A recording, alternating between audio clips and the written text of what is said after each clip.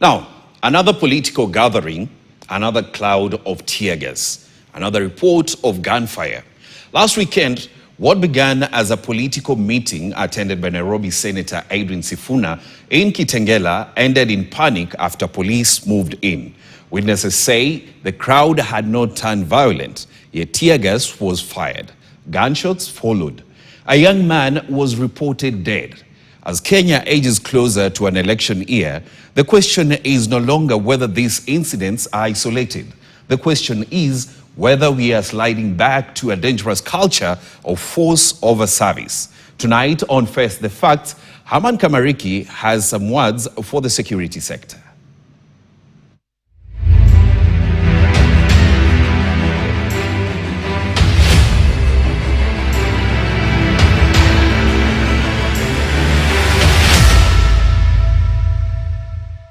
Welcome to First the Facts. A country cannot claim to be democratic while normalizing gunfire at public gatherings.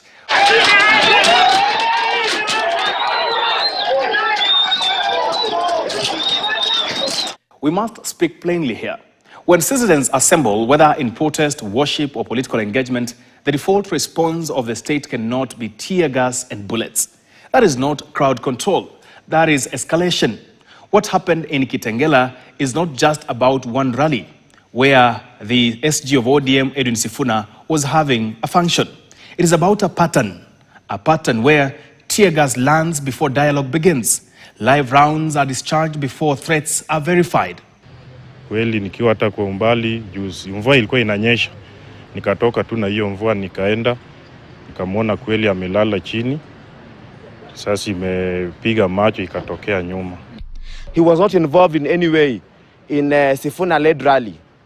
And even if he had gone to the rally, what wrong did he commit that warranted police to shoot him in the eye? How many more times must Kenyans watch crowds scatter in fear?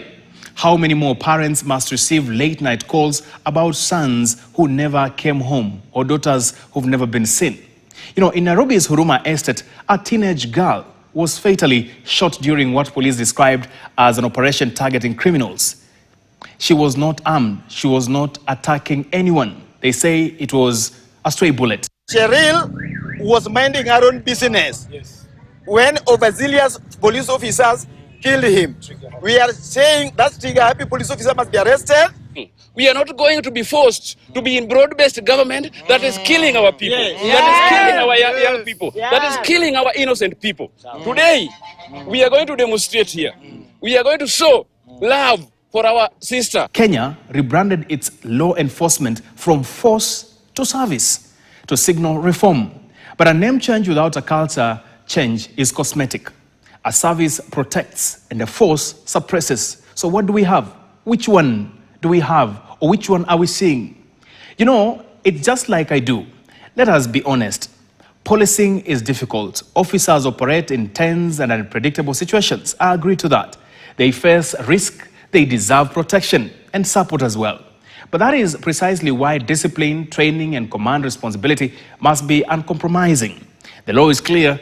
Force must be lawful and necessary and proportionate.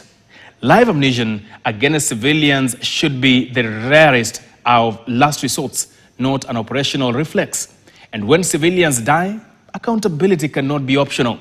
It cannot be delayed into silence. It cannot disappear into internal memos. Because every time excessive force goes unpunished, two things happen. Number one, public trust collapses. And number two, anger deepens. And a nation where citizens fear their protectors is a nation on unstable ground. Ni wazi kwamba idara ya polisi pengine wanapatiwa instruction kutoka kwingine, kutoka huko juu. With elections approaching, tensions will rise, political temperatures will climb, crowds will gather more frequently. If restraint does not become the standard now, what will happen when stakes are even higher? This is not anti-police rhetoric. It is pro-accountability. It is pro-life. It is pro-democracy. Kenya does not need a policing culture built on intimidation. It needs leadership built on professionalism. It needs commanders who take responsibility. It needs oversight bodies that deliver consequences, not press statements. It does not matter whatever side of the politics you belong to. You have your own right to move freely. You have your right to attend any church you want, any freedom you want. But we want to be able to send the message to him that let us be very careful. Enough blood has been spilled in the name of restoring order. My police officers, I repeat again, you have poured enough blood. I want to condemn that act kwa sababu that is cowardness. Nataka kuuliza serikali yetu, hii mauaji mnaona mkiwa watu wetu, siku moja hiyo damu itawafuata. Order without justice is repression. Security without accountability is instability. Power without restraint is dangerous. The badge must stand for protection, not panic. The uniform must command respect, not fear. Kenya must decide now. Will we be a nation policed by consent or a nation controlled by force? Because the path we choose will define the elections ahead and the future beyond them.